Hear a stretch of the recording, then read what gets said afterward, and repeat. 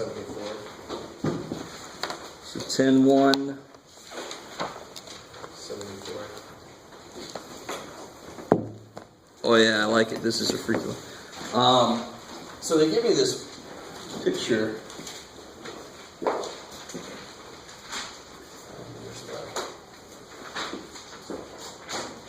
They tell you to find the area of this region here, and they tell you that you've got y equals 2x minus 4,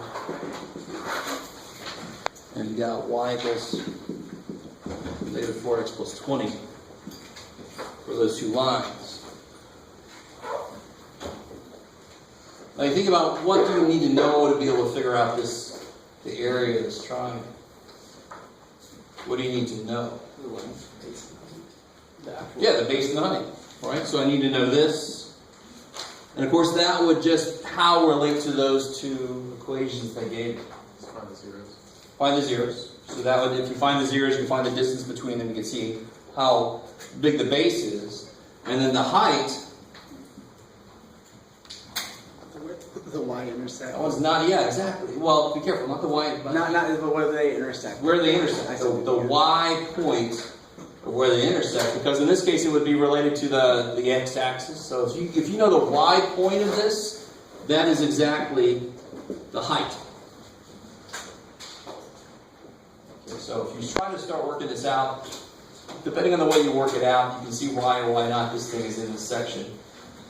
But, I mean, that's what you always focus on. If they ask you, they give you this weird shape, and they say, find the area. You think, what do I need for the area? Then you say, how do I get that from what they tell me?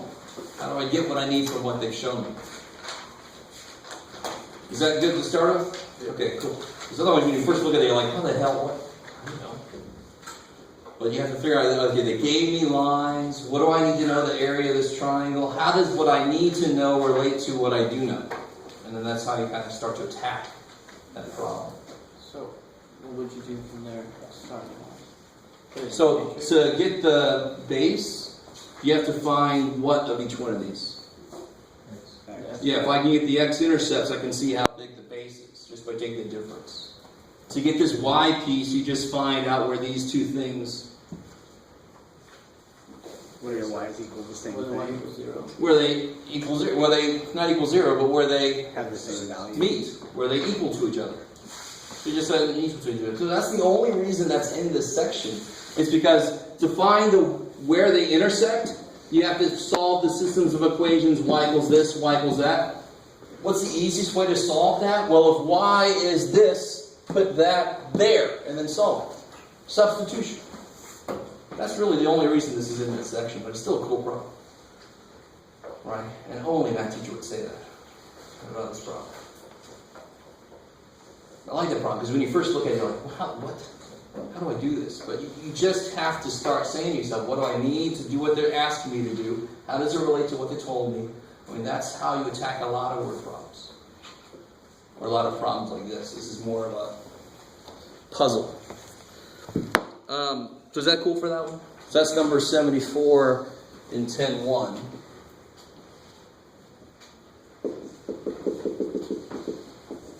So there's a little start on that problem if you haven't done that one yet. Anything else from homework? Yeah. 10-2, number 39. Oh, good. So here's the wordy problem for solving systems of 3 equations. So the whole problem with this is just figuring out what to put where, how to set them up. So this farmer has 1,200 acres of land.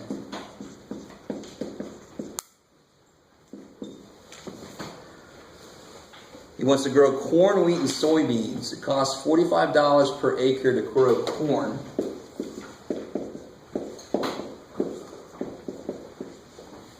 Costs, what do we got here? 60 for wheat and 50 for soybeans.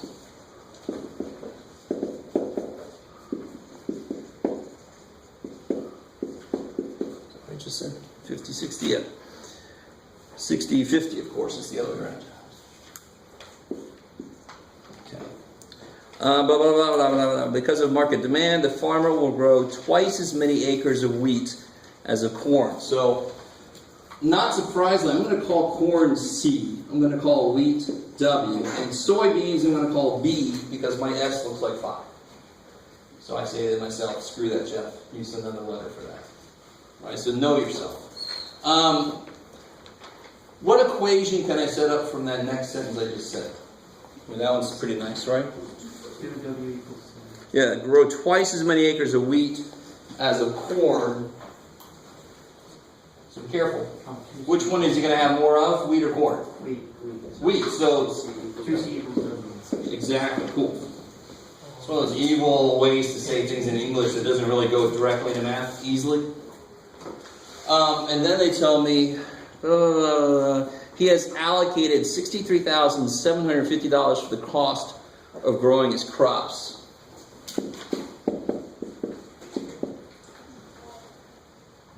And what do these represent? What do those letters really represent? Again, they don't represent the money. Acres. The acres for each one, right? So there's almost always an almost too easy equation to set up. So what's the easiest equation from the very beginning? C equals W equals P. Yeah, if I add up all the acres, he's got to make 1,200. That's what he's got to work with. And then the last thing you got to do is just figure out how to work the money in. And how do you work the money in? Well, you just work the money in. How much money is it going to cost for the corn? 45C, and I'll let you guys continue. I think that should be enough for you guys to be on board with that problem. Is it cool? Yeah, the W equals 2C's. Oh, yeah, that's nice. And of course, the minute if you throw that one around, the whole thing goes to shit. Yeah. Okay, cool. Is that? So those word problems are associated with systems of equations. They are not even worthy, I think, of being called word problems.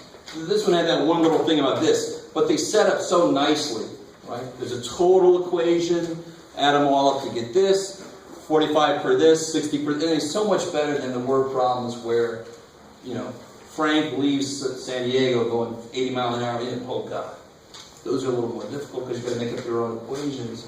These kind of set themselves up. Anything else from homework? All right. I'm an optimistic fool. As always. So I'm hoping that means everything's going okay. We did 10.4 last time. 10.3 is where we introduced matrices. And I gave you that handout. I don't know if I have any extra. You didn't have one. Oh, here we go, yeah. Anybody not get this very colorful handout?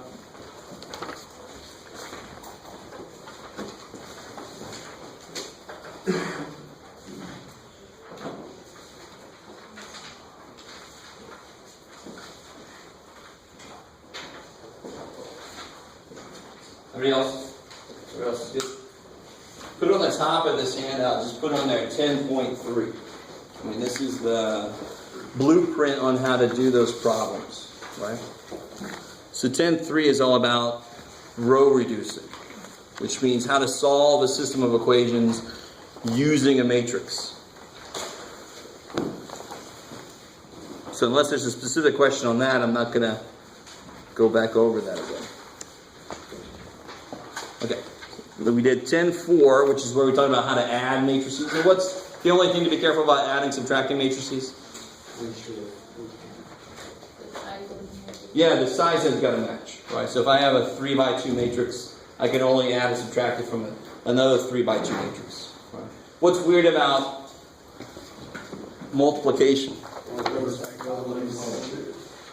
All right, I'm not sure at all what anybody has said, but I think you probably said something about the size again, right? So if I have a 4x3 matrix, what other kind of matrix can it multiply by? 3 by 4. 3 by whatever, right? Doesn't matter what this is, as long as the inside matches. Now, if this is a 3x7, right, we're not going to do that problem right now. But if that was a 3x7, how big would the answer be? Yeah, it'll be 4 by 7. So it's kind of nice. You can't multiply them unless the insides are the same.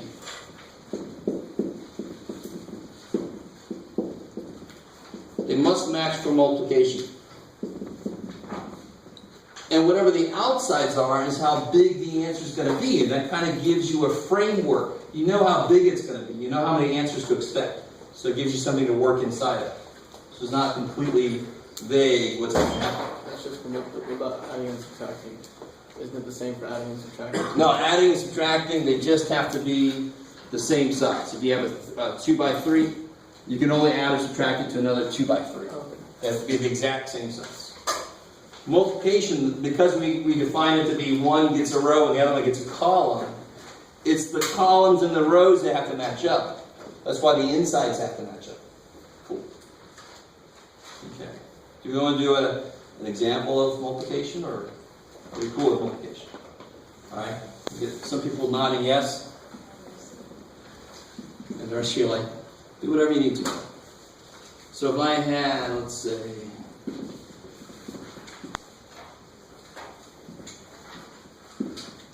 so how big is this? Yes, 2 by 3. I like it. It's 2 by 3. So that means I have to have what size here? 3 by whatever. So let's make it a 3 by 2.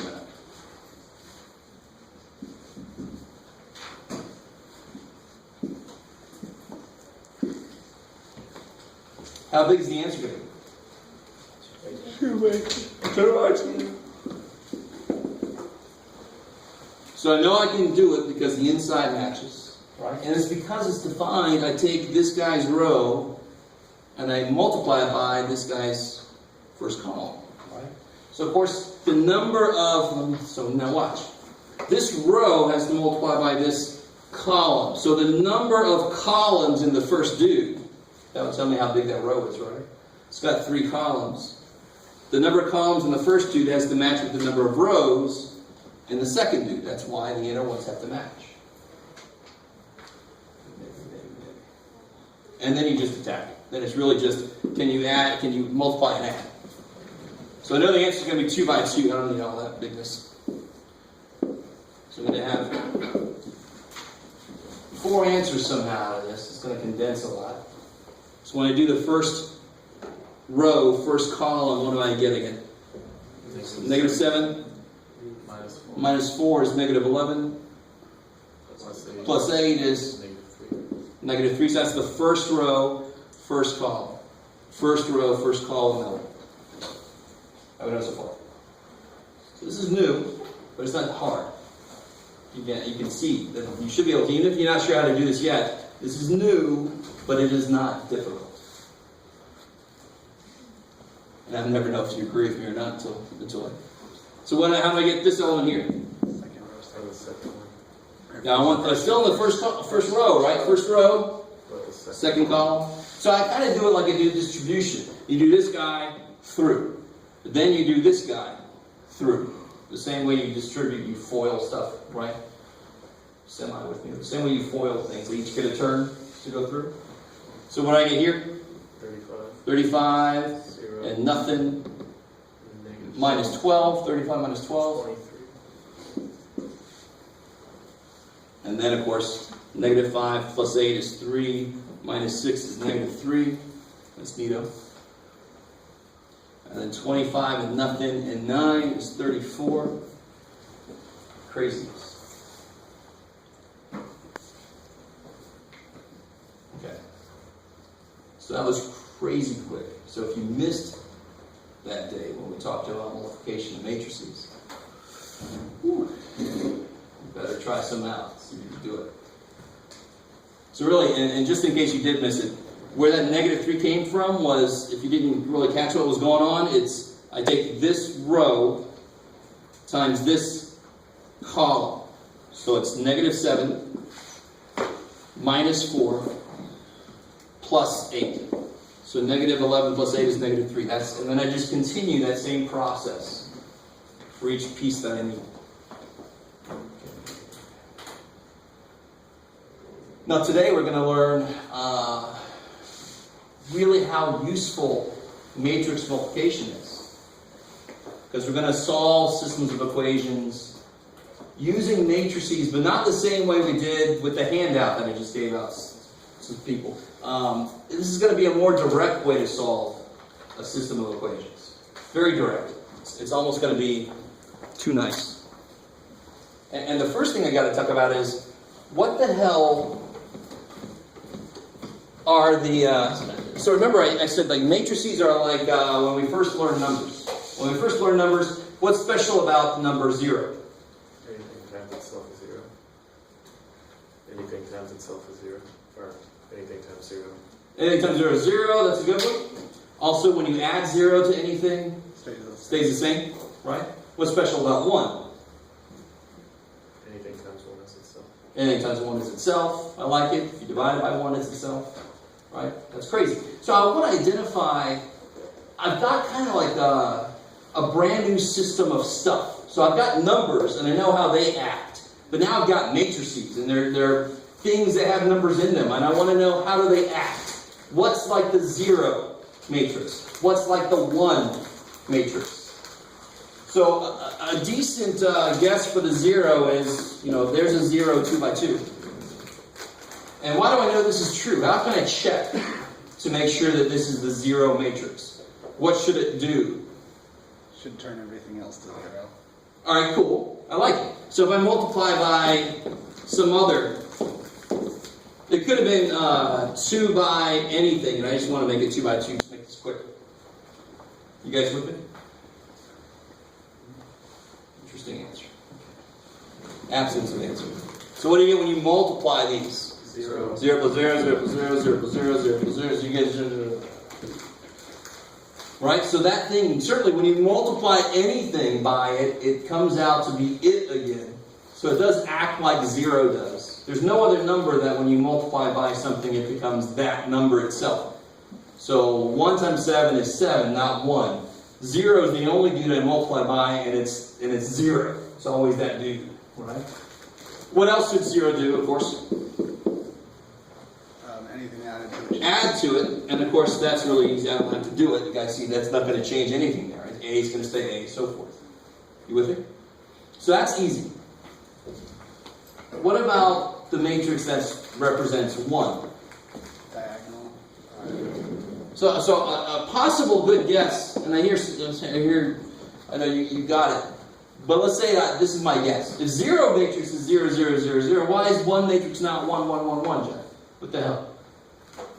So what's the way we check it? What has to happen with the 1 matrix? Multiply it by another matrix and see if it stays the same. Yeah, if I multiply it by matrix, it better stay the same. That matrix better not change. And sure enough, what do you get when you multiply by, let's take something specific. 2, 7, negative 1, 4. What do you get when you multiply that?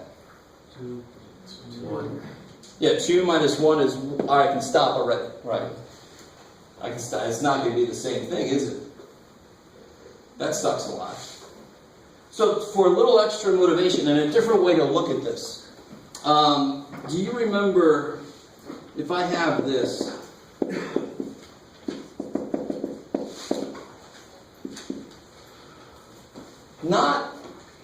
don't make this, don't tell me this answer. This is not the right answer for what I'm about to ask. Right?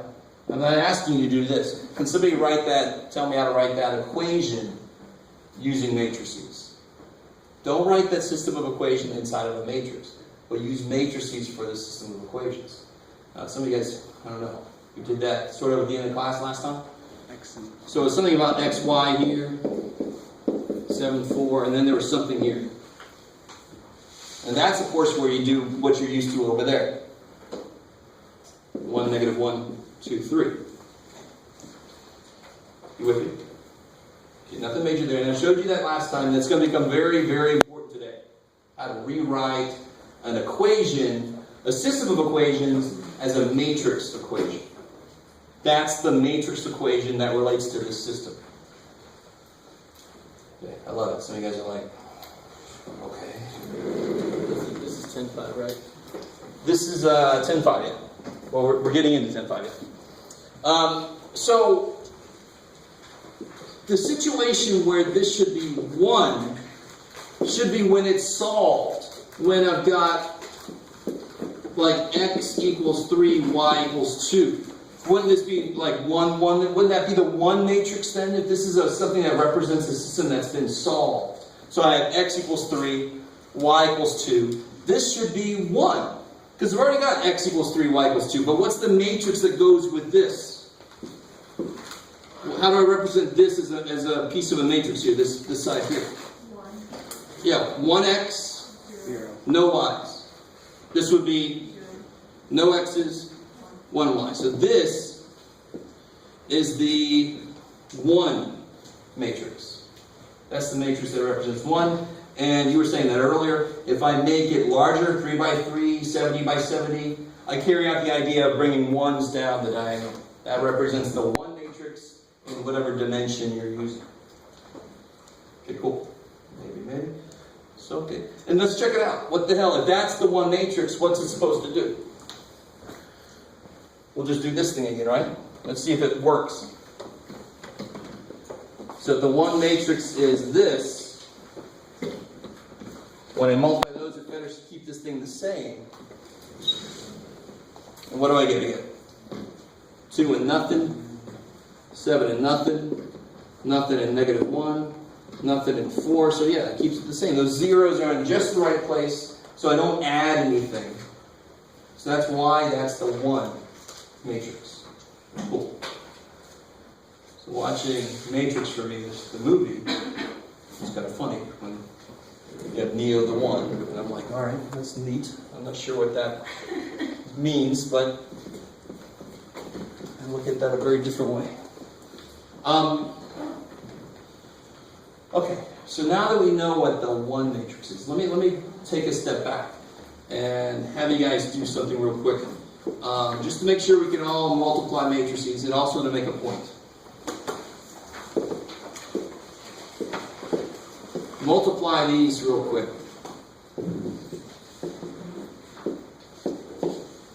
And then do it the other way around. Okay, this will help me see who needs help with multiply matrices. So if you're not able to do that, let me know. I can come over to help you out.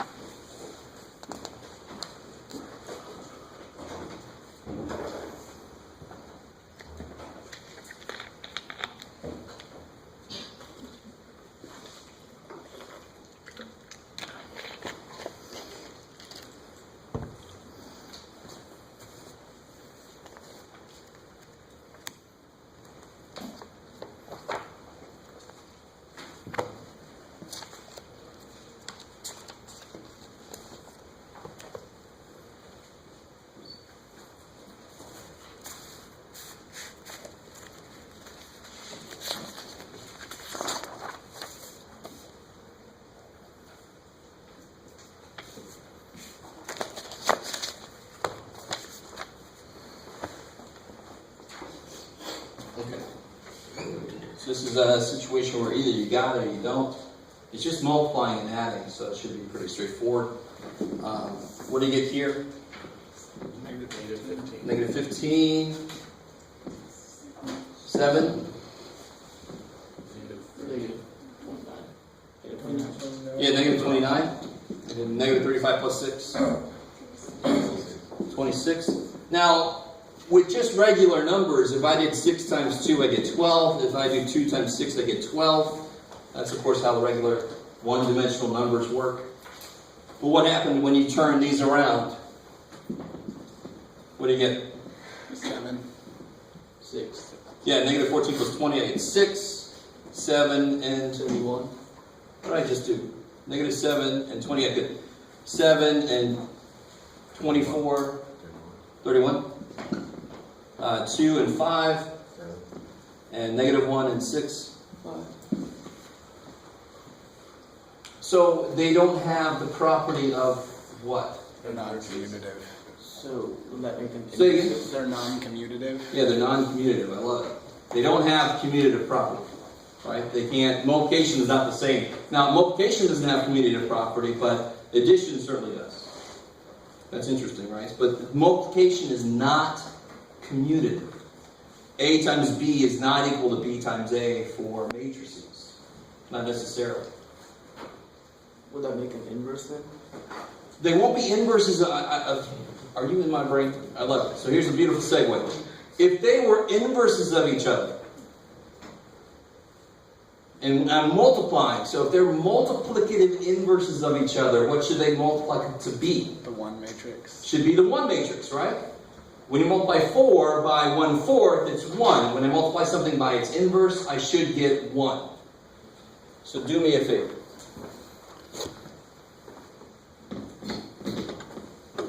Multiply these.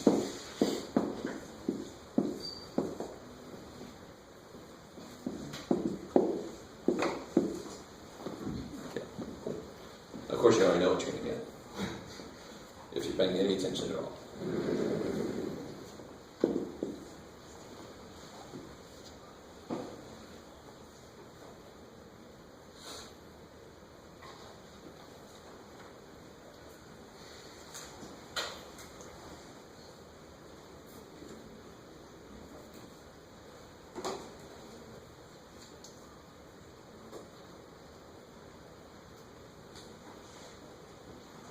So you get 6 minus 5 is 1.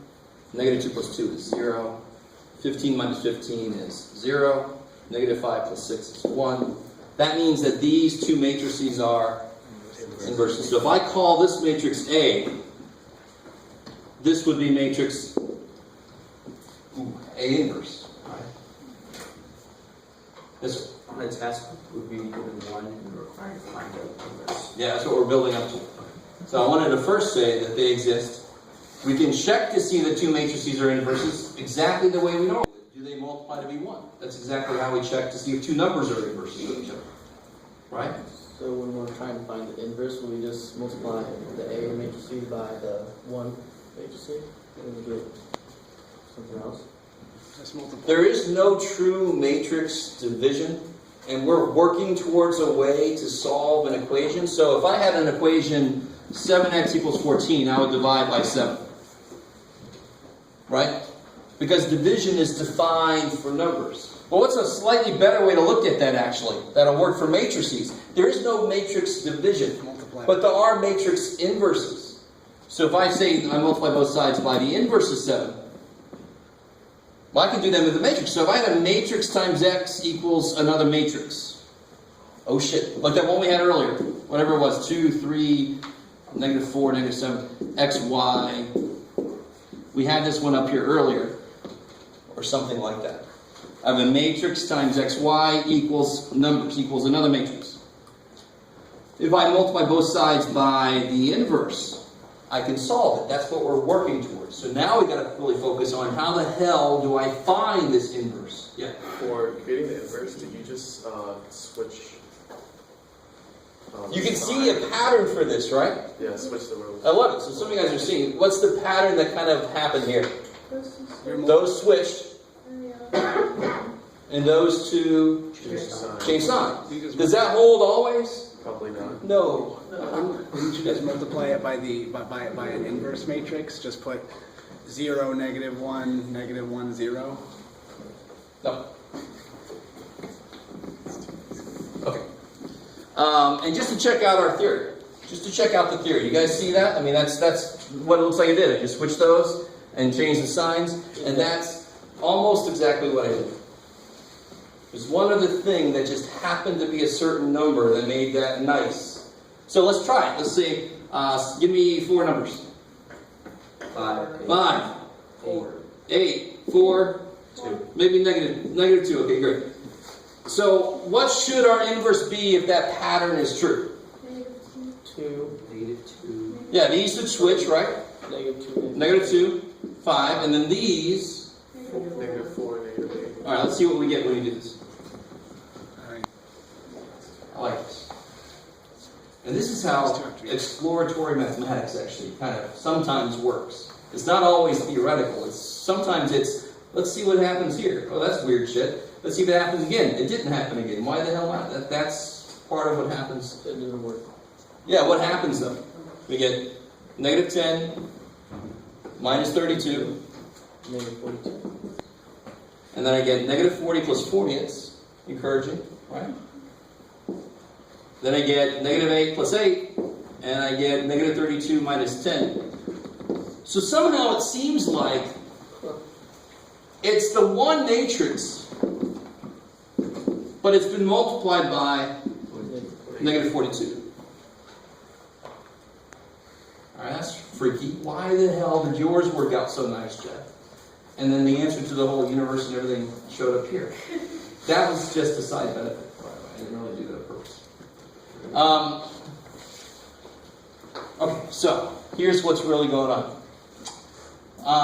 And I actually, while I've been talking, I've been going back and forth between which way to do this. And I'll do it the way the book shows you. This is going to be incomplete information. But, oh well. If I have a 2x2 matrix, it's only for 2x2. So this is a shortcut to a longer thing that we're about to do after I get finished talking about this. All right, so this is a shortcut. It only works for 2x2 matrices. So you're right. It is basically, you switch these and you change the signs on those. Right? And I feel pretty good about the fact these zeros showed up tells me I'm on the right track. I'm just off by a constant. And so often in mathematics, if you're just off by a constant, you're like, oh, thank God. Now I just got to figure out why I'm off by a constant. And here's the trick. You have to multiply that by 1 over AD minus BC. AD minus BC. So what is, in this matrix here, what is AD minus BC? -10 minus 32, which is -42, which is exactly the extra amount I didn't want. So if I would have done this one, now here's the sucky thing. If I would have made this matrix -2 over -42 and so forth, then it would have worked out perfect. Right? Not very pretty. Why was my matrix so nice? Because what's AD minus BC? 1. 6 minus 5 is 1. So 1 over 1, I didn't have to worry about that. Right? Because I made it myself. Alright. So this is the rule for how to find the inverse of a 2x2.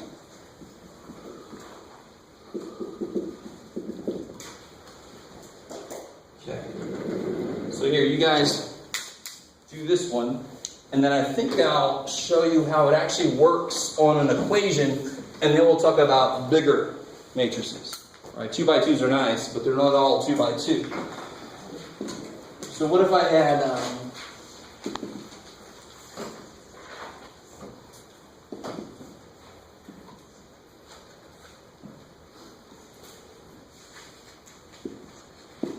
don't look too bad. Find that guy's inverse.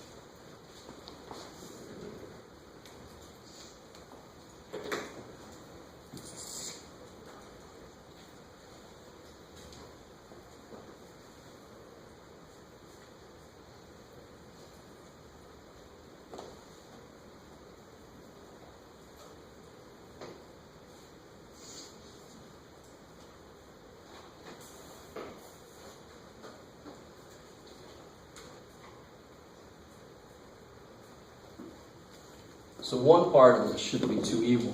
What's just this piece going to have to be? What's A? What's B? What's A? Negative 5. B is 2. C is 6. D is negative 3. So all you have to do then, the pattern is you switch these two.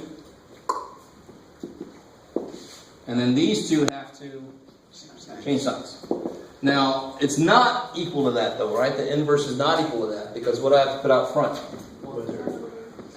Yeah, 15 minus 12, right? AD minus BC. So it should be 1/3 of that. So it should be negative 1, negative 2/3, negative 2, negative 5/3. That's the inverse. I shouldn't say equals, but that's the inverse for that. So finding the inverse for a 2 by 2 is not difficult. But on one level you should be kind of like, well, why the hell does it work that way? Right? So we're going to do that when we look at a larger matrix. So let's see, before I get to the larger matrices, let's see how we solve an equation using A inverse. So if I had this equation, negative 5x plus 2y, 6x minus 3y, equals, it doesn't really matter, Jeff. What did I do here? 2/3. Thank you. Equals 4 equals negative 1. What does this look like as a matrix equation? Negative 5. Negative 2.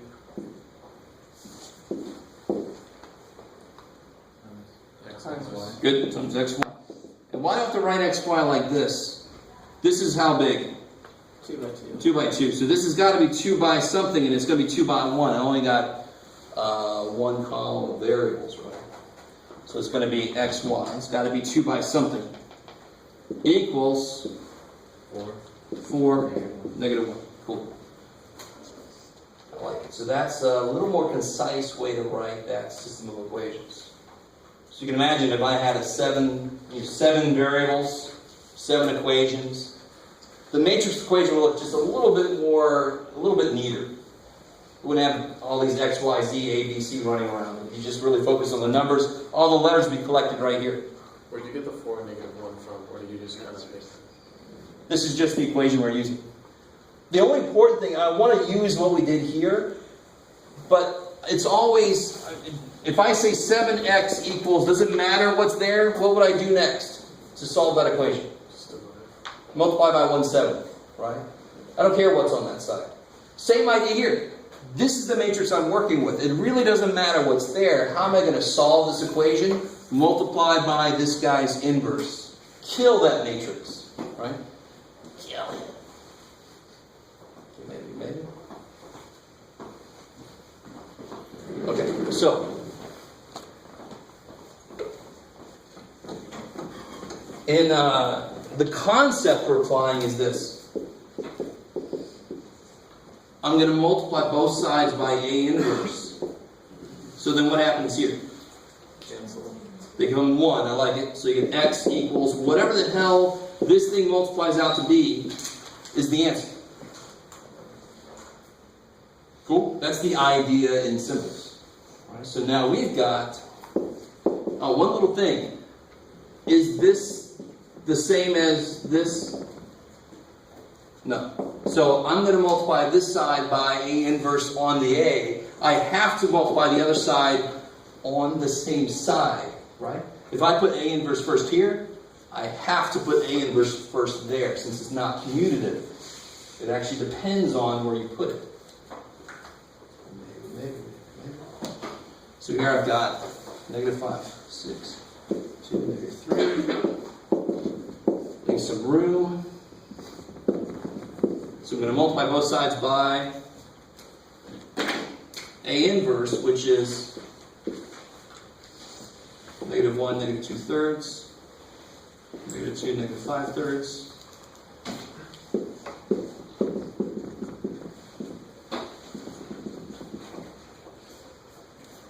So I'll do one side. I did my half. Now you guys do that side. It's always funny, Jeff, every time.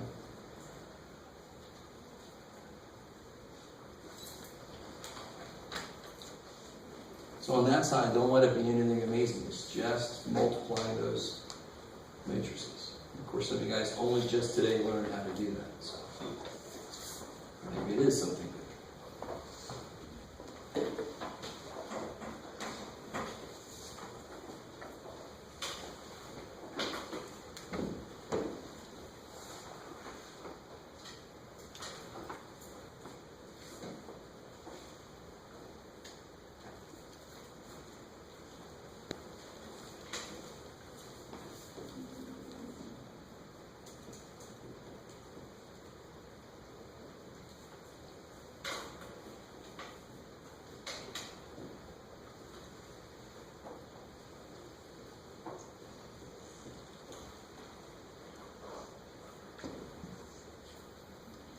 So what do you guys get?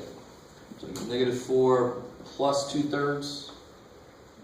So 3 1/3. Negative 3 1/3, I like it. And then I get negative 8 plus 5/3, which is also plus 1 2/3. So negative 8 plus 1 2/3. Negative 6 1/3. All right.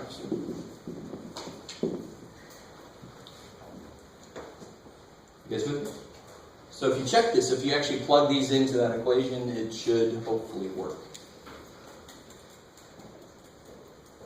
Now one little variation on this, if you want to do this, remember this is actually 1/3 of, what was it, this guy. So you actually could just go ahead and multiply these out, so you don't have to worry with fractions, right? You get 12 plus 2 is 14. You get, oh, it's negative. So negative 12 plus 2 is negative 10. Thirds is negative 3 1/3. You guys see what I'm saying? So you can divide by 3 afterwards. You don't actually have to bring that into the matrix. So that is an option. Right? Not a damn thing wrong with that. In fact, that's the way I would do it. All right, how do you feel about that? So let me give you a problem. Straight up, how you see it, no part A, B, C, just straight up solve this.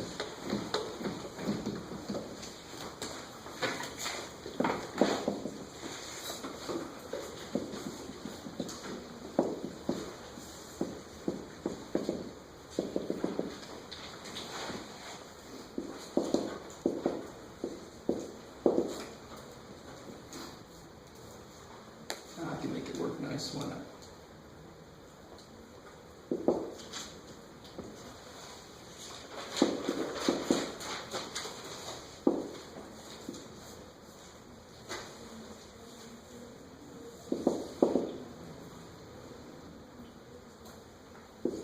We'll see if I made it work, guys.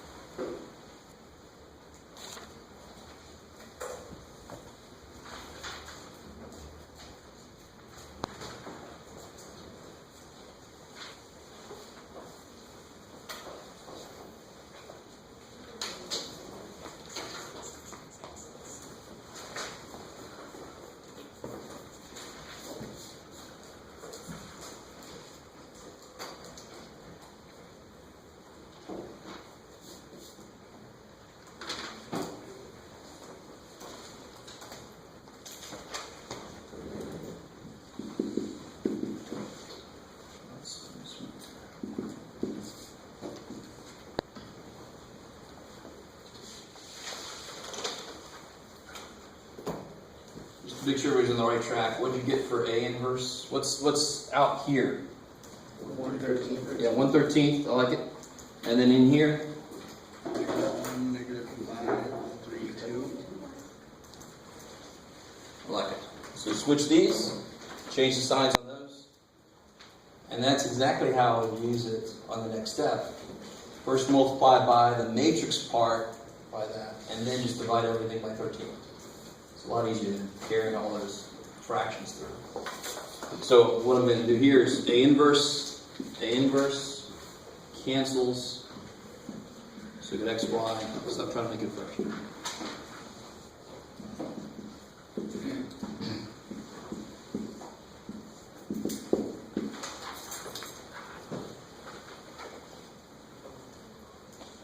It's -13. No, that's part of my equals. Oh, sorry. That's all right.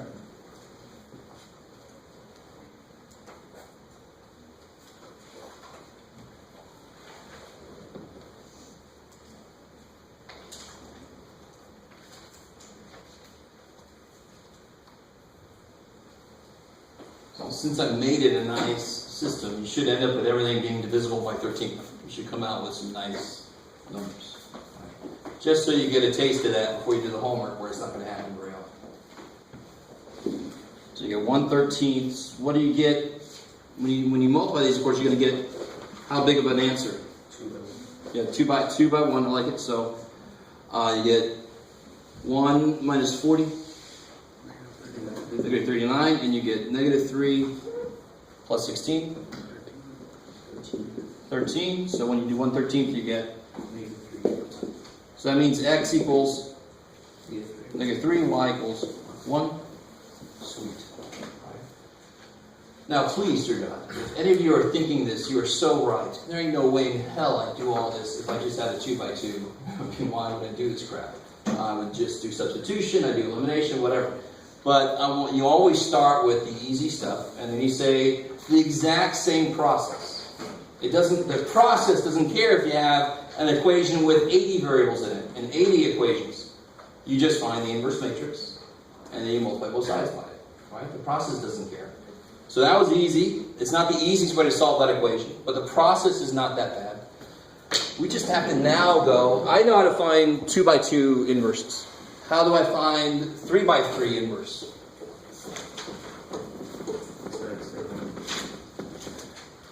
The exact same way, basically? No? Nope, too bad. You'd hope so, but no. Right? So 2 by 2, just since it's so small, the process becomes there's a shortcut for it. But if you went through the process we're about to with a 2 by 2, you'd end up with the same little shortcut. Right? So we just said screw the whole process. We'll just use a shortcut for a 2 by 2. But if I have a 3 by 3 or a 4 by 4 or 11 by 11 or whatever, I do what I'm about to do. And it's kind of interesting. Trying to think in my brain if I want to do this to you.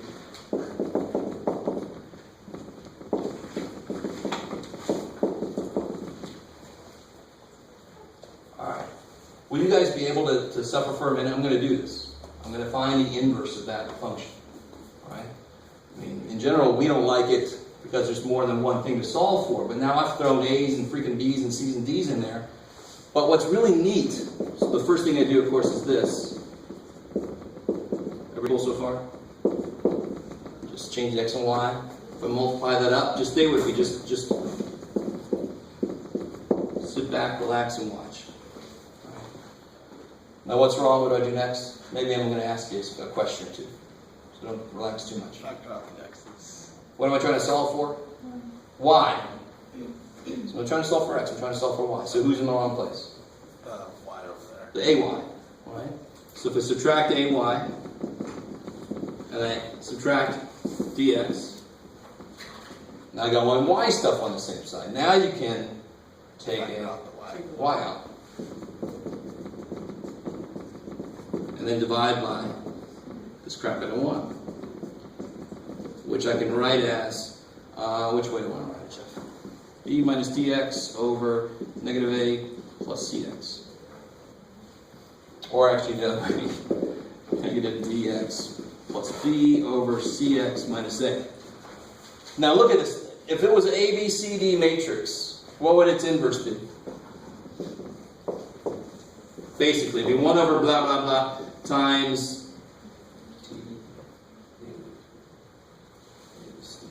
What would it be? No.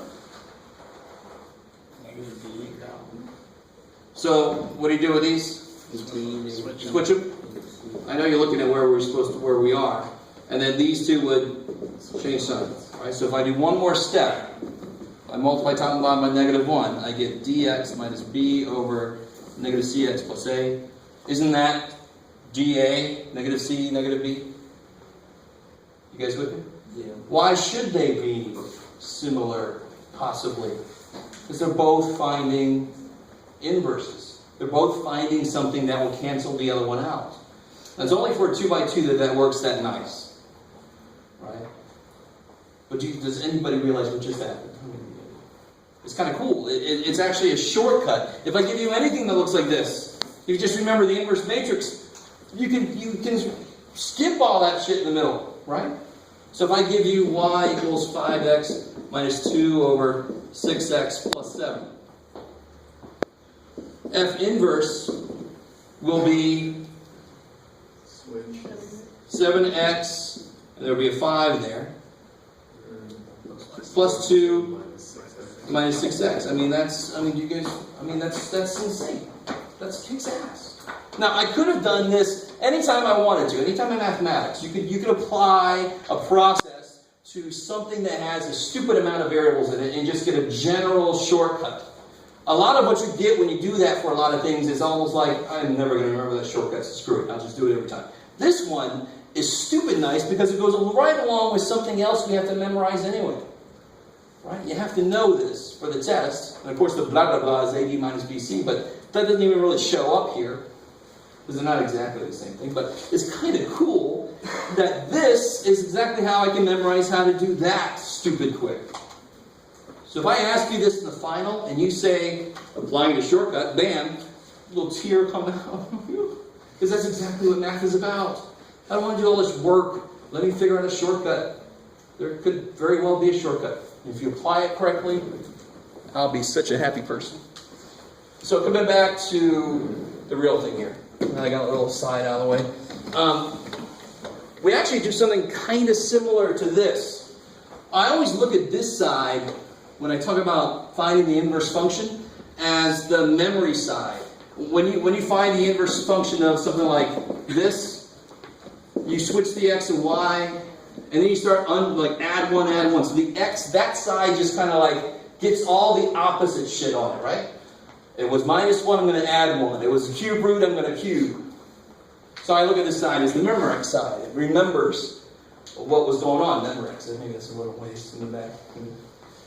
That's the history of Earth, there, basically. We used to have tapes. But now, if I have a 3 by 3, what we do, it's a little freaky. So if I wanted to find the inverse of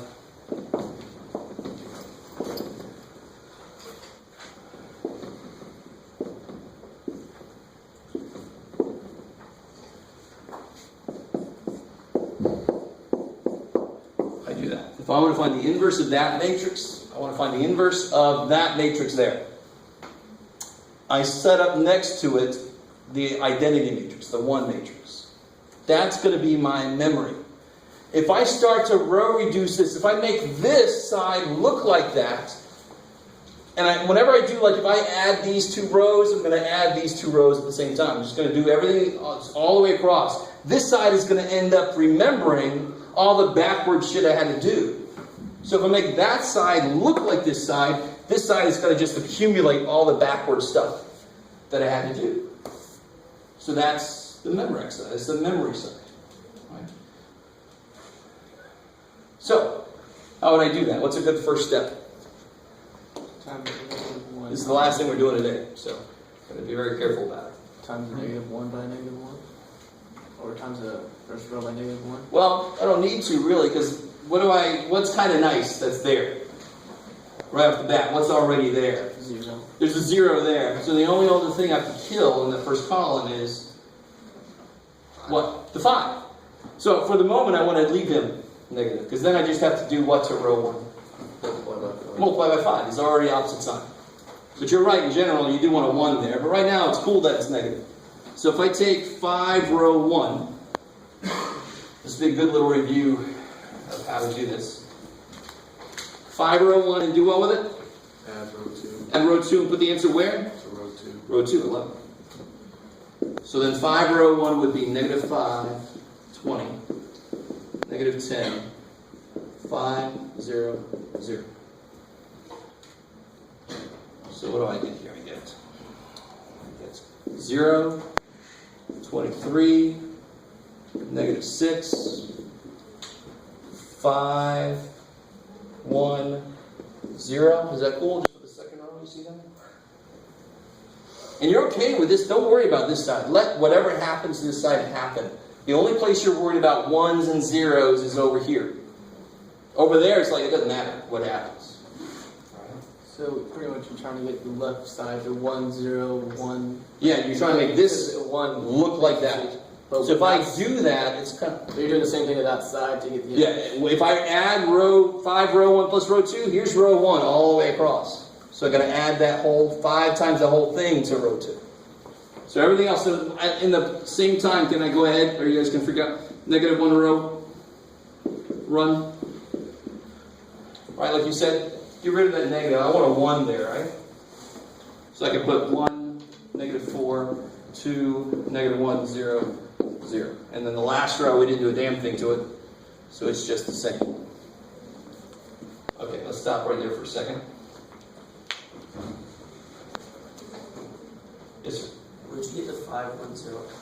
So if I take 5 row 1 plus row 2, 5 plus 0 is 5. Okay. 0 plus 1 is still 1. Yeah. Cool. You're adding, you're not multiplying them?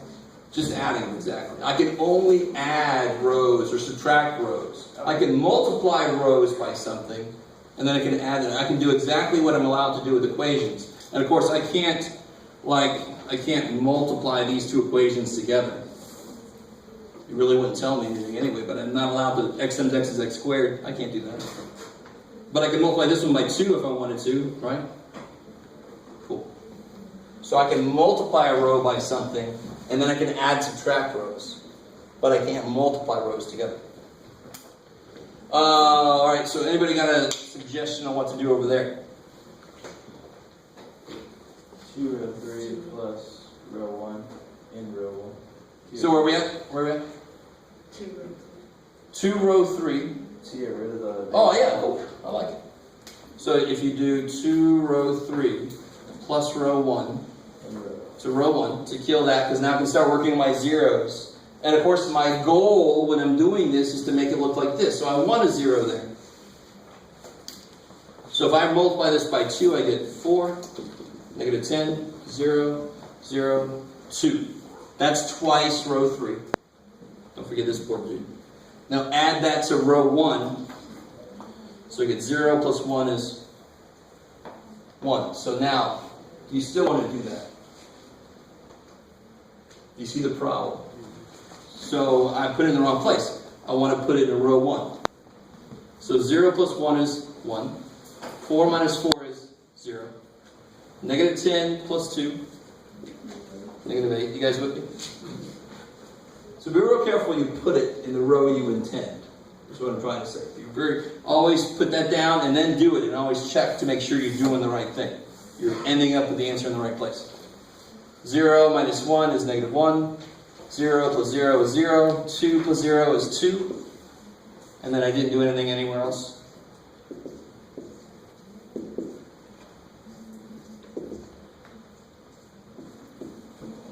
Okay.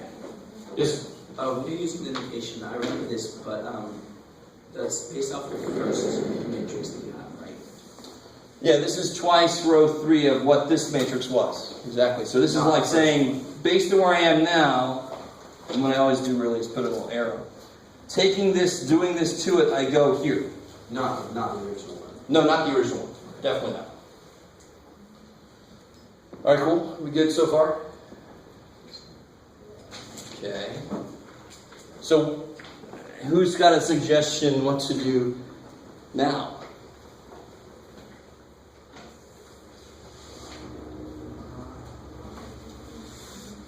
There's two kind of ways you can go with this. Row 3 by 12. Oh, I love it. And why are you doing that? She said to multiply row 3 by 12. That sounds crazy. Now, why would you do that? Because you want to make the 23 a 1. I want to make that become a 1. I love it. So if I multiply this one by 12, I can subtract those rows, right? So we talked about that last time. That kind of sucks. I don't want to work with 23 and 2. I want one of those to be a 1. So one way to make it a 1 is to maybe divide this by 23. Who wants to do that? If you do, you're crazy. Sorry. I don't want to do that. I don't want to work with all those fractions. If you forced me to, I could, but you're not forcing me to, thank God, so I'm not going to. So she says, I want a 1 here. So if I use this guy to make, if I make that 24, I can subtract and get a 1 there. And then I can use that one, turn around, and use that one to kill the 2. Right? It kind of seems mean. But oh well, that's just the way it goes. So if I multiply 12 times row 3 and subtract row 2 from that, Put it row 2. and then put the answer in row 2. I like it. This is a good example of what happened on a matrix we did last time. I showed you a trick a lot like this. Make a 1 show up, not by dividing and making fractions, but by combining what you got. So I love that. So let's see, the first row stays the same.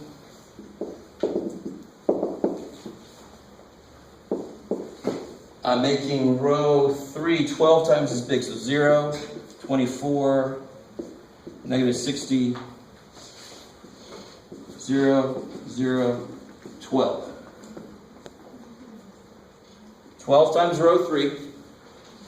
And here's where you gotta be careful. I always try to make it so that I'm not ever subtracting, but here's one case where I don't want to multiply row 2 by a negative 1. I just go ahead and subtract. 0 minus 0 is 0. Thank God, I don't want to screw that 0. 24 minus 23, there's my 1 I want. Negative 60 minus negative 6. Negative 60 minus negative 6. Negative 54. Negative 54. 0 minus 5. Negative 5. 0 minus 1. And then 12 minus 0. 12. Then the last row stays the same.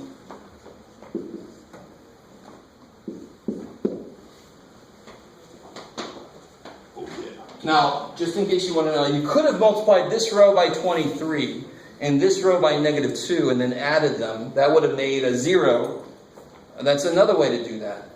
But I kind of like the making a 1 thing, yeah. Why don't you times it by negative 12? I could have multiplied by negative 12. But then I would have made a negative 1 here and then I would have had to multiply by negative. Yeah. Cool. So far, so good? I mean, once you get the process, again, the process doesn't care. Whatever step you're on, it's still the same process. I got my 1 there. I got my 0 there. I need a 0 there. So I'm going to take what to do what? Row 1 times row. So I'm looking at this column now. There's my 1. So I want to take row 2 times negative 2. Add it to row 3 and put the answer in row 3, because I don't want to screw with my 1, man. I worked hard to get that. So if I take negative 2 times this row, what is that? 108, 10, 2, negative 24. This is the easiest place to make a mistake, is when you're multiplying by a negative number, and you forget to multiply the negative somewhere in one place, the whole thing just goes to hell. So just be careful. Hopefully I didn't do that. Okay, good. So when you get the first row stays the same.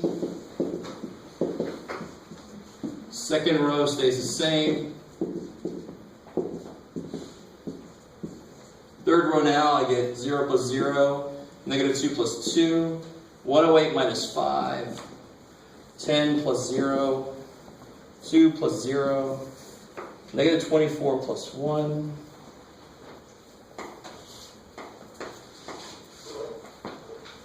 Lord. Now here is where things get ugly. Because how do you finish that last row out? What do you have to do to kind of finish that last row out? What do you want here? 0. No. 1. You want a 1 there, right? So you have to do what? You have to divide by 103. You have to. That's the only damn thing you can do there to make a 1 there. So what's going to happen over there? Fractions. They're going to get a little gross, right? And then, of course, the next thing you're going to do is you're going to try to get rid of the 54. So you're going to have to multiply that by 54 and add it. Oh, yes. Let's do 2 more steps and then we'll call it a day. Just to show you what's going to happen next.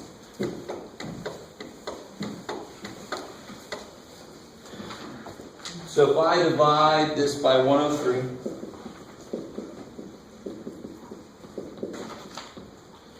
so I get a 1 here. How am I going to, let's cancel that 8 first. Maybe it's a little easier to stomach. What would I have to do to cancel that 8 out?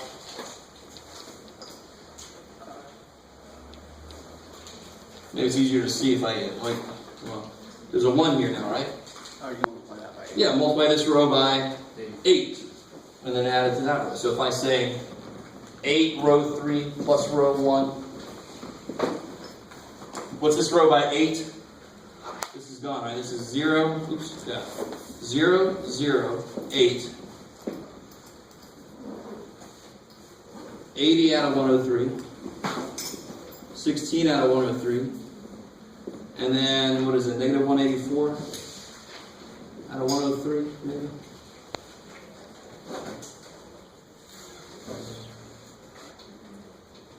But again, the process doesn't care. Now, I as a human, I care that I got all these disgusting fractions. The process doesn't care. Process says, make a 1, make it what you need to kill that guy, and then add. So I've got to do 80 over 103 minus 1. So over here I get 1, 0, 0. What happens here?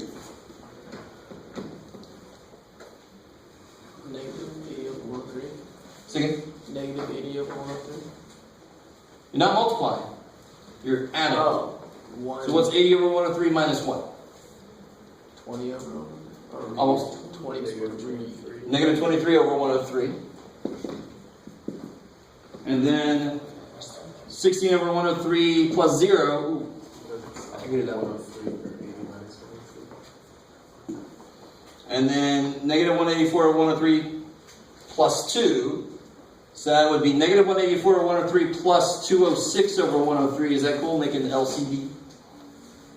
So then you get, what is that? 22? Positive 22.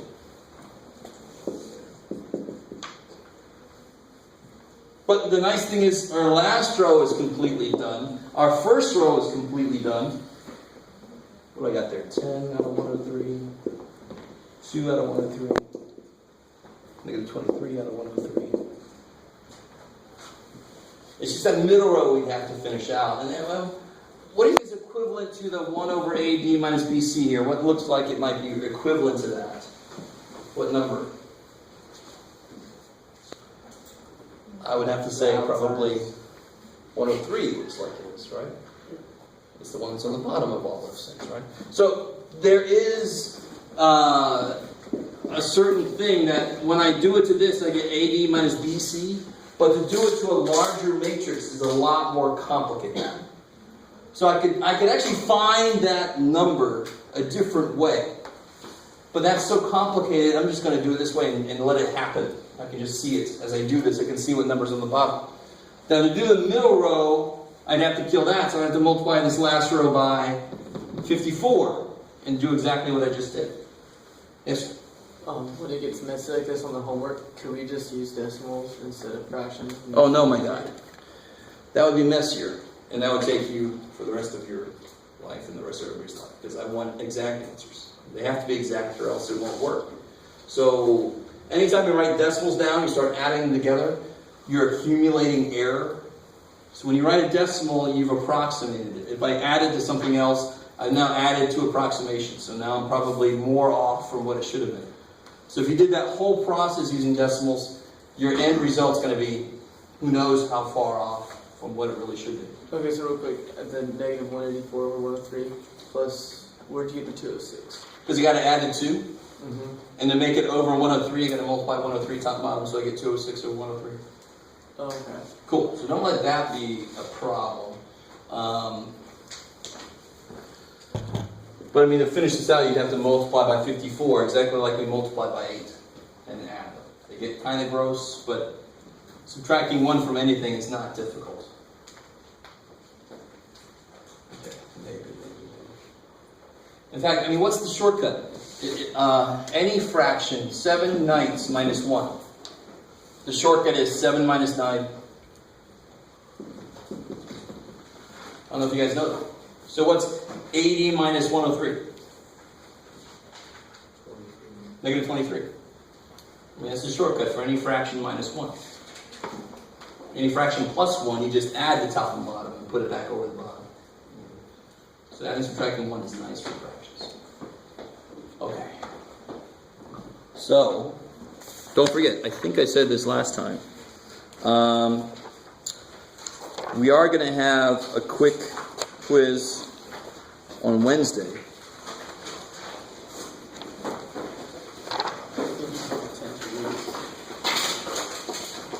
Yeah, this is going to be real quick, and I'm just going to make it up through. I'm just going to make it up through 10-3, and I might have one very simple multiplication of a 2x2 couple matrices, just to make sure everybody's got it. So it'll be basically up through 10-3, and then one very simple matrix multiplication. We're not going to do that, right? Not on the quiz, no. I'd never make a quiz over something we did the time before, yeah.